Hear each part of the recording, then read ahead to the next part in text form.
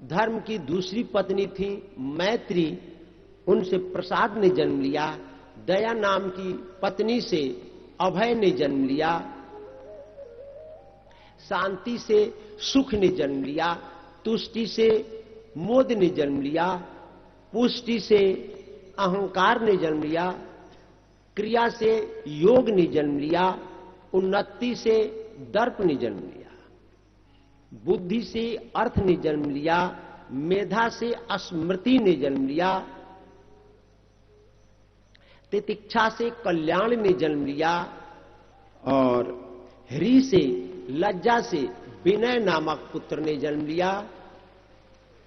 और मूर्ति के गर्भ से नर नारायण ने जन्म लिया। 13 कन्याओं के ये 13 दिव्य पुत्र जन्म लिए।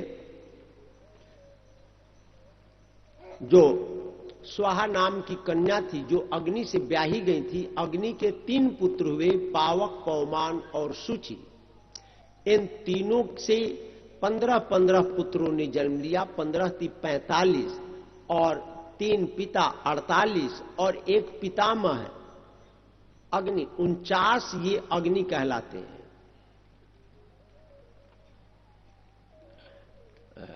जो स्वधा नाम की कन्या थी वो पितरों से विवाही गई।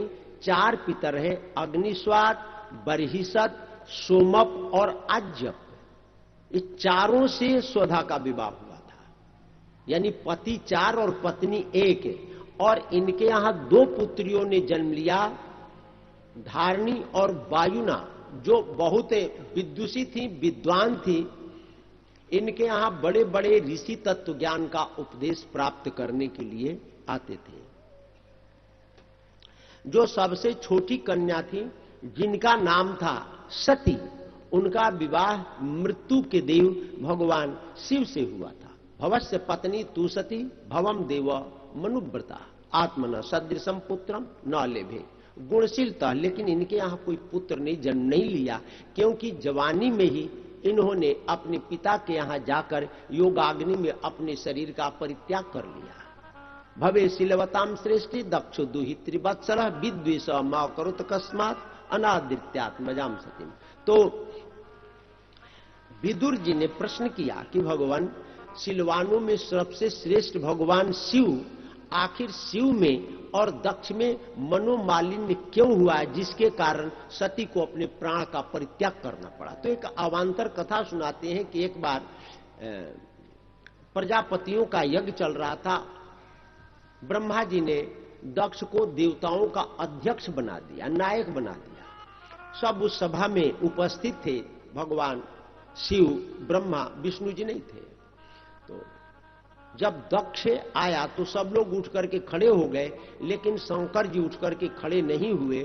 तो उसको बड़ी ग्लानि हुई दक्ष को कि ये वस्तुतः मेरा जमाता है, मैं इसके लिए पिता के समान हूं।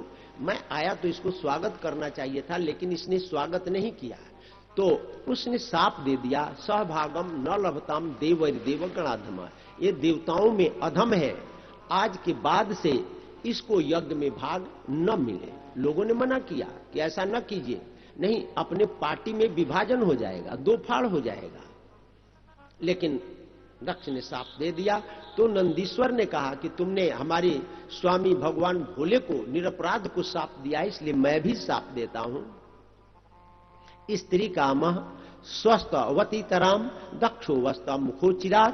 तुम्हारा अति शीघ्र मुख बकरे का हो जाए, तुम स्त्री लंपट बन जाओ, और जितने ये देवता हैं ये सर्वभक्षी बन जाए।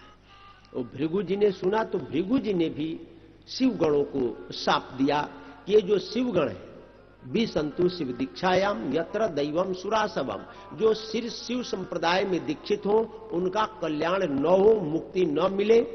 और जटा भस्मास्ति धारिणा, जटा भस्म अस्थि इत्यादि को धारण करें। इनके यहां सुरा और आसव ही आदरणीय माना जाए। भगवान शिव सापासापी से दुखी होकर के अपने कैलाश पर आ गए।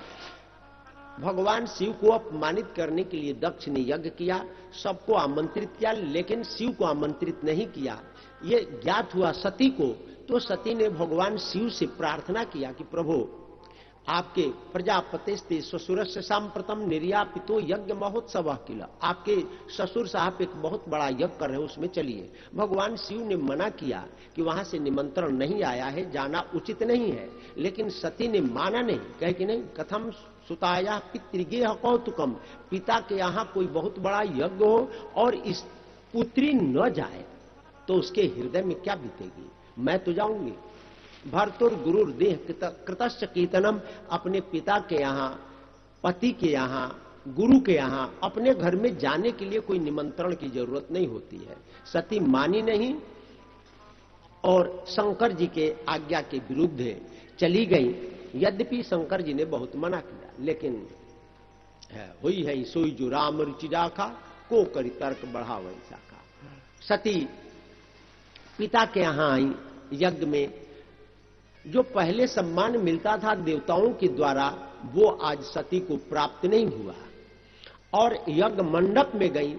अरुद्र भागम तमवेक्ष चाध्वरम पित्रा च देवे कृतहेलनम विभव, तो उन्होंने देखा कि हमारे पिता दक्ष भगवान शिव की अवहेलना कर रहे हैं और भगवान शिव को यज्ञ में भाग नहीं दिया गया, तो बहुत दुखी हुई और उन्होंने बहुत डांटा फटकारा दक्ष को और कहा कि अब दक्ष के बीर्ज से उत्पन्न इस शरीर को लेकर मैं भगवान शिव के पास में जाऊंगी और दाक्षायणित्या यदा सुदुर्मना गोत्रम त्वदीयम भगवान वृषध्वजो, मैं जाऊंगी तो वो कहेंगे कि दाक्षायणी आओ, तो मुझे बड़ी ग्लानि होगी। इसलिए ददर्श देहो हतकलमसा सती सद्य प्रज्ज्वाल समाधि जाग्निना, समाधि में स्थित होकर योगाग्नि के द्वारा उन्होंने अपने शरीर का परित्याग किया। ये ज्ञात हुआ भगवान शिव को, तो भगवान शिव ने अपनी जटा से वीरभद्र को उत्पन्न किया। वीरभद्र ने हाथ जोड़कर निवेदन किया कि क्या आज्ञा है, तो भगवान शिव ने कहा दक्षम से यज्ञम जहिमद भटानम त्वम अग्रणी रुद्र भटांसको में, तुम हमारे प्रधान गण हो, जाओ दक्ष यज्ञ को विध्वंस करो। तो सब के सब देव रुद्रगण आए और चारों ओर से उन्होंने यज्ञ मंडप को घेर लिया। यज्ञ मंडप को तोड़ने लगे, फोड़ने लगे। रुर्जुर यज्ञ पात्राणी तथई के अग्नि ने नाशयन कुंडे स्वमूत्रयन केचित भी दुर्वेदी मेखला, कोई मेखला तोड़ने लगा, कोई यूप तोड़ने लगा, कोई सूता तोड़ने लगा, कोई पात्र तोड़ने लगा, कोई कुंड के ऊपर खड़े होकर लघु शंका करने लगा। और जितने देवता थे रुद्रगणों से भयभीत होकर के भागने लगे, तो रुद्रगण पकड़ ले, किसी का हाथ तोड़ दे, किसी का पांव तोड़ दे, किसी का आंख फोड़ दे, अंग भंग कर दिया। अब वहां से भृगु जी भगे, यही प्रधान थे। भृगुम बबंध मणिमान, तो उनको मणिमान ने बांध दिया। ठहरो, कहां जा रहे हो, अभी दक्षिणा मिली नहीं, कैसे जा रहे हो। वीरभद्रा प्रजापति, वीरभद्र ने प्रजापति दक्ष को पकड़ लिया। चंडीसा पूषणम देव, पूषा, चंडीस ने पूषा देव को पकड़ लिया और भगम नंदीश्वरो ग्रहित, भग ने नंदीश्वर को पकड़ लिया, नंदीश्वर ने भग को पकड़ लिया। चारों देवताओं को ला करके खड़ा किया कि अब इनको क्या दंड दिया जाए। तो नंदीश्वर ने कहा कि ये जो भग देवता हैं, ये आंख मटका मटका करके दक्ष को उकसा रहे थे, तो दोनों उंगली डाला और बिल्कुल आंख दोनों बाहर कर दिया, अंधा बना दिया। और पूषा 32 दांत दिखा दिखा करके अनुमोदन कर रहे थे, हंस रहे थे। तो एक मुष्टिका का प्रहार किया वीरभद्र ने और पूरी दांत बाहर आ गई। और भृगुदेव ये तो दाढ़ी हिला हिला करके अनुमोदन कर रहे थे, तो दाढ़ी पकड़ा और साफ कर दिया, खींच दिया, साफ है। और ये प्रजापति दक्ष या तो जीने का अधिकार ही खो चुका है, तो सर को धड़ से अलग किया और अग्निकुंड में डाल दिया, जग विध्वंस करके। और कैलाश पर पहुंचे और जाकर सूचना दे दी कि पूरा यज्ञ विध्वंस हो गया। अब देवता लोग घबराए, अब क्या किया जाए, यज्ञ तो अधूरा रह गया। तो सब के सब देवता ब्रह्मा जी के पास पहुंचे और ब्रह्मा जी से कहे महाराज गड़बड़ हो गया। क्या गड़बड़ हुआ भाई, कहे कि हम लोग तो गए थे यज्ञ में, पंडित लोग हैं कि दक्षिणा मिलेगा, लेकिन दक्षिणा तो मिली नहीं, बंडेज और पट्टी और करानी पड़ी किसी का हाथ टूटा, किसी का पांव टूटा, सब अंग भंग हो गए कि महाराज यज्ञ तो पूरा हो। तो ब्रह्मा जी ने कहा कि देखो भाई, मैं शंकर जी के बीच में नहीं आऊंगा, तुम लोग जाओ, उनको मनाओ, वही कुछ कर सकते हैं। कहे कि महाराज अकेले हमको जाने में डर लग रहा है, आप भी चलिए। तो शंकर जी ने कहा कि चलो हम भी चलते हैं। तो सब लोग आए, शंकर जी को मनाया, शंकर जी संतुष्ट हुए और कहे कि भाई बोलो क्या बात है। कहे कि महाराज यज्ञ पूरा हो। तो कहे कि यज्ञ पूरा तो हो, लेकिन हमको तो दक्ष ने साफ दे दिया है कि आपको अब यज्ञ में भाग नहीं मिलेगा। तो सब लोगों ने मिलकर के निर्णय दिया, यदुच्छिष्टोध्वरस्य वै, आज के बाद से यज्ञ में जो शेष भाग होगा, यज्ञ करने के बाद जो सामग्री बच जाएगी वो रुद्र का भाग होगा। अब आप चलिए। तो शंकर जी आए, कहे कि भाई अब चालू करो। कहे कि चालू क्या किया जाए महाराज। भृगु जी आकर खड़े हो गए कि महाराज मेरी पूरी दाढ़ी समाप्त हो गई है, अब अच्छा नहीं लग रहा है दाढ़ी के बिना।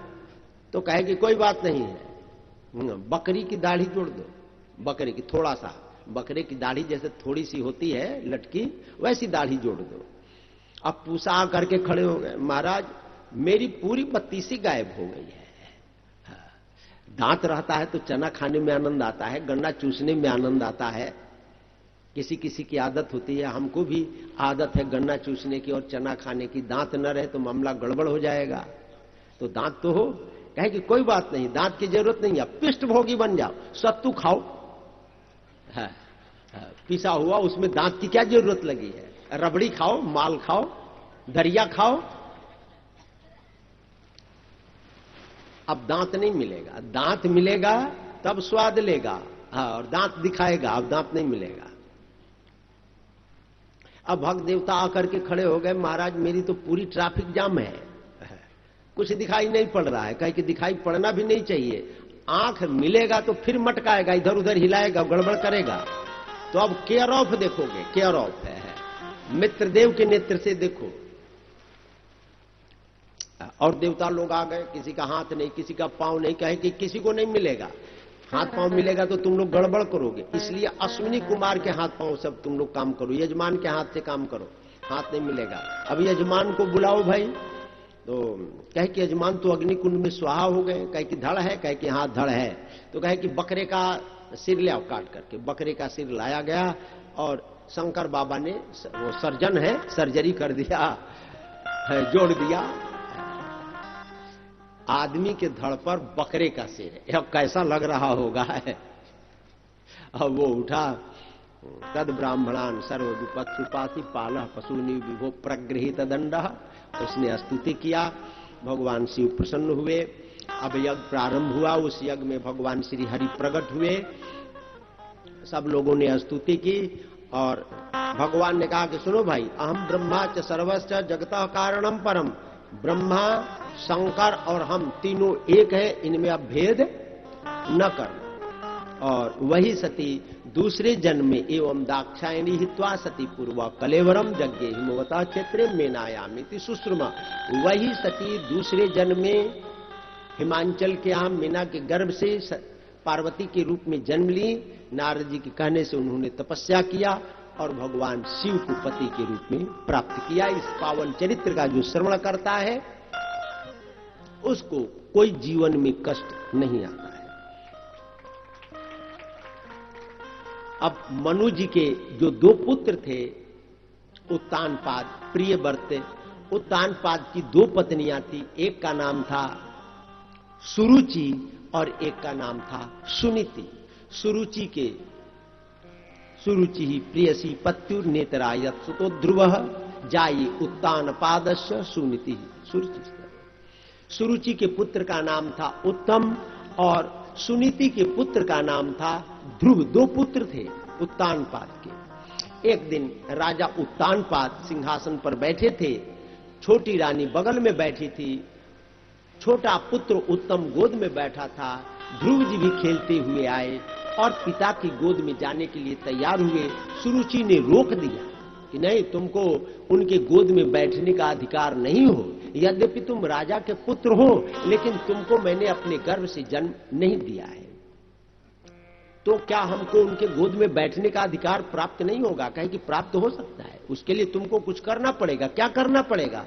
तपसा आराध्य पुरुषम तत्सैवानुग्रहेण में, जाओ तुम तपस्या करो, भगवान प्रकट हो तो उनसे वरदान मांगना कि मेरा जन्म सुरुचि के गर्भ से हो, तब बैठना।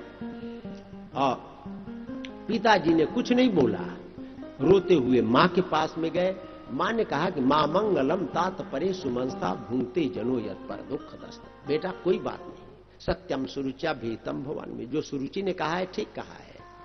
तुम किसी के लिए अमंगल कामना न करो। कोई किसी को दुख देना चाहता है, जो देना चाहता है दुख दूसरे को, वो दुख उसको स्वयं भोगना पड़ता है। इसलिए कभी ये चेष्टा नहीं करनी चाहिए कि हम दूसरे को दुख दें। तो मैं क्या करूं मां? तो सुनीति ने कहा आतिष्ठ तत्तात विमत्सरोस्तम मुक्तम समात्राप यदव्यलीकम आराधया दुक्षज पाद पद्मम यदीक्षसे ध्यासन उत्तमो यथा। यदि तुम उत्तम के समान सिंहासन प्राप्त करना चाहते हो तो मात्सर्य का परित्याग करके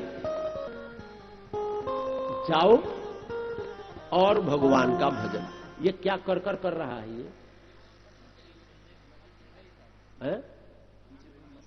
अच्छा मशीन चल रही है। तो तुम भगवान की भक्ति करो। उनके अलावा नान्यम ततः पद्म पलाश आलोचना दुखम छिदम ते मृगयामी कंचन। भगवान के अलावा तुम्हारे दुख को दूर करने वाला कोई भी नहीं है। तो ध्रुव जी निकल पड़े। नारद जी आए। नारद जी ने पूछा बेटा कहां जा रहे हो? कहे भगवान को प्राप्त करने के लिए। कहे कि नहीं, लौट चलो अपने घर में, नगर में लौट चलो, हम तुम्हारे पिता को समझाएंगे। ध्रुव ने कहा कि नहीं, अब या तो हम भगवान को प्राप्त करके लौटेंगे या मेरा शव लौटेगा। आप तो वो उपाय बताइए जिससे मैं ऐसे पद पर बैठूं जहां हमारे बाप दादा भी न बैठे।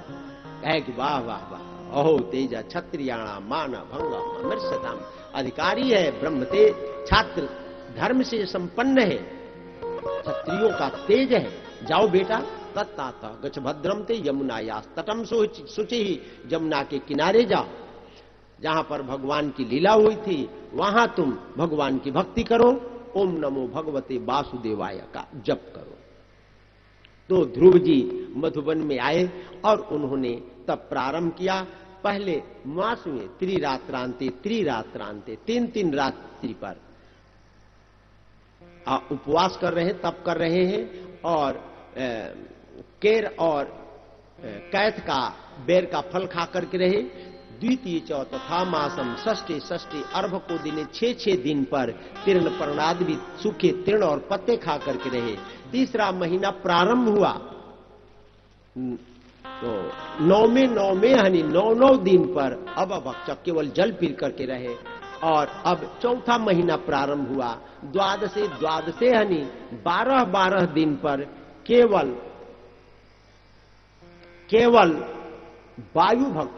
वायु का भक्षण करके,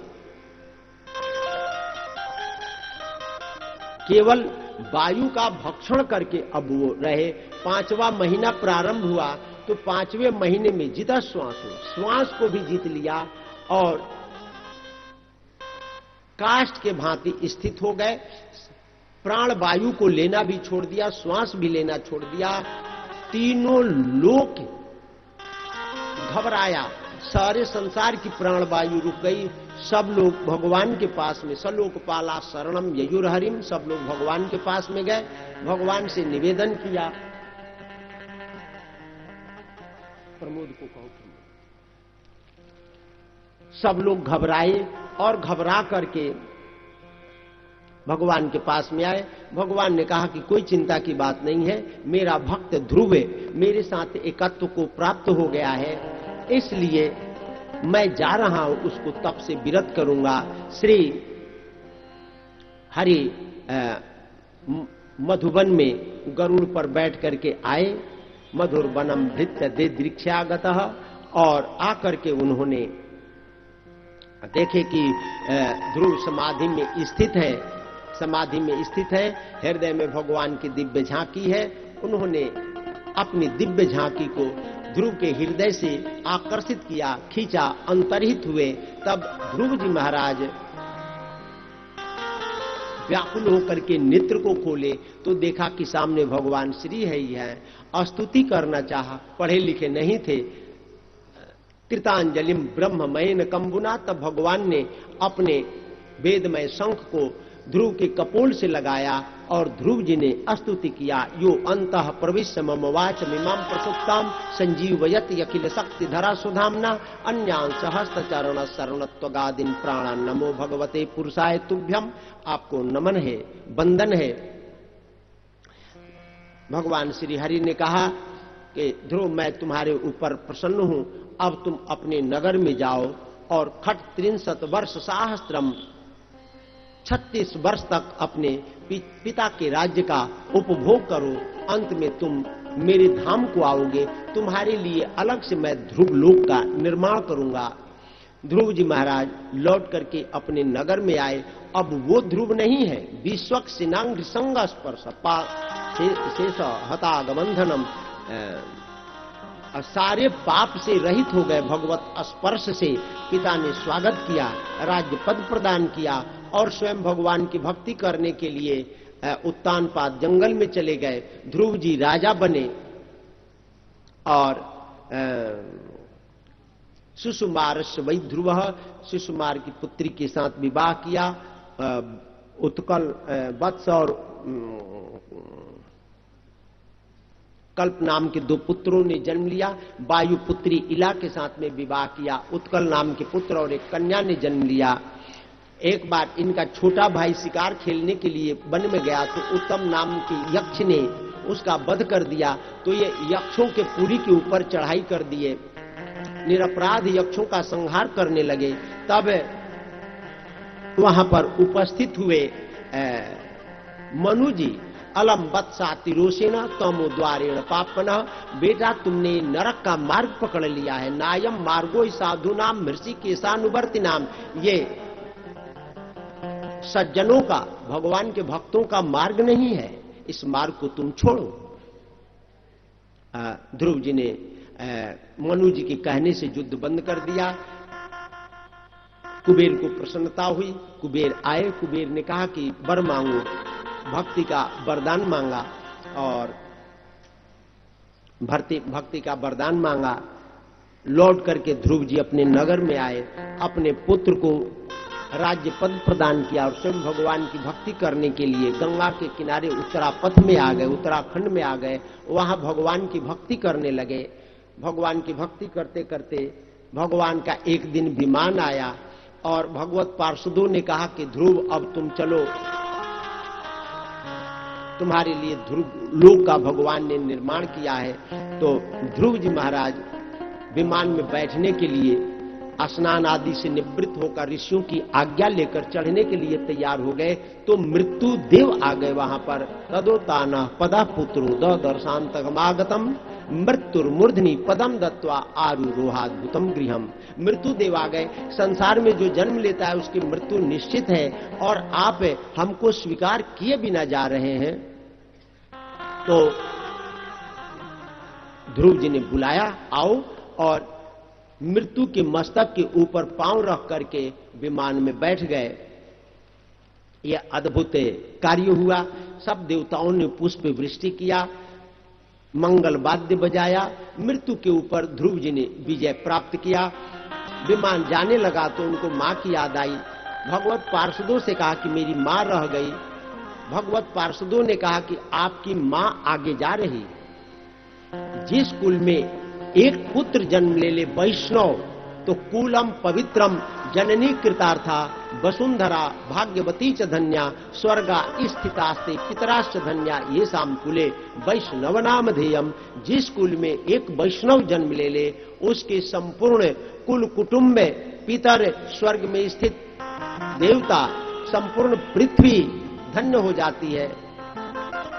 तुमको चिंता नहीं करनी चाहिए। इस पावन चरित्र का जो श्रवण करता है उसको भगवत धाम की प्राप्ति होती है। निर्धनता उसके जीवन में नहीं आती है। अंग, ध्रुव के वंश में अंग नाम के प्रतापी राजा हुए। अंग के पुत्र का नाम बेन हुआ। बेन बड़ा दुराचारी था। बेन की दुष्टता से तंग आकर के अंग ने अपने राज्य का परित्याग किया। ऋषियों ने बेन को ही राजा बना दिया। जब बेन राजा बना तो संपूर्ण नगर में उसने झिझोरा पिटवाया। न यष्टव्यम न दातव्यम न होतव्यम द्विजा क्वचित इति न्यवार्यत धर्मम भेरी घोषेण सर्वस्व। मेरे राज्य में कोई यज्ञ नहीं करेगा, हवन नहीं करेगा, दान नहीं करेगा, ब्राह्मणोचित कर्म नहीं करेगा। क्यों भाई, ऐसा क्यों आप कह रहे हैं? क्योंकि हम साम्यवादी हैं, समाजवादी हैं, धर्म निरपेक्ष हैं। कोई यज्ञ करेगा, जप करेगा, हवन करेगा, तप करेगा तो धर्म निरपेक्षता खंडित हो जाएगी। यानी आज जो वर्तमान शासन है यह भी धर्म निरपेक्ष शासन है, बेन का शासन है। कोई धर्म कर्म नहीं करेगा, कोई राम बोल देगा, कोई कृष्ण बोल देगा तो धर्म निरपेक्षता समाप्त हो जाएगी, उसको सांप्रदायिक कहा जाएगा। ये आज ऐसे समाज का निर्माण हुआ है जहां पर सनातन संस्कृति घोर अंधकार में है। यदि हम लोग संभले नहीं तो आने वाले 50 साल बाद में हम लोग 1200 साल तक गुलाम रहे, लेकिन हमारी संस्कृति जीवित रही। मुगलों के शासन में, अंग्रेजों के शासन में भी जीवित रही। लेकिन आज जो वर्तमान धर्मनिरपेक्ष लोकतंत्र है, समाज है, इसके कारण संपूर्ण वैदिक संस्कृति, सनातन संस्कृति अंधकार में है। आने वाले 50 साल बाद में यदि आज की व्यवस्था जीवित रही तो ये निश्चित रूप से मान लीजिए कि इस सनातन संस्कृति का ह्रास, क्षरण, पतन निश्चित है। इसलिए हम लोगों को आज से ही सजग हो जाना चाहिए, नहीं सनातन संस्कृति का नाम लेने वाला भी कोई नहीं बचेगा। बहुत सावधान होने की जरूरत है। आज एक आतंकवादी के लिए एक कहना नहीं चाहिए, एक आतंकवादी के लिए रात में 2 बजे सुप्रीम कोर्ट खुलता है। एक चुनाव में एक व्यक्ति का वोट उचित है अनुचित है, उसके लिए रात्रि में जितने सुप्रीम कोर्ट के प्रधान जज हैं वो रात में सुनते हैं।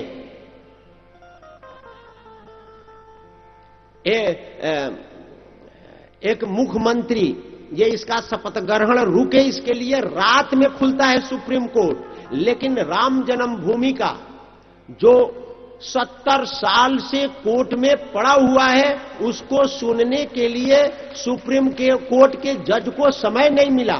केवल 2 मिनट में उसने निर्णय दे दिया कि अब जनवरी में विचार किया जाएगा, सुना जाएगा कि नहीं सुना जाएगा, विचार किया जाएगा।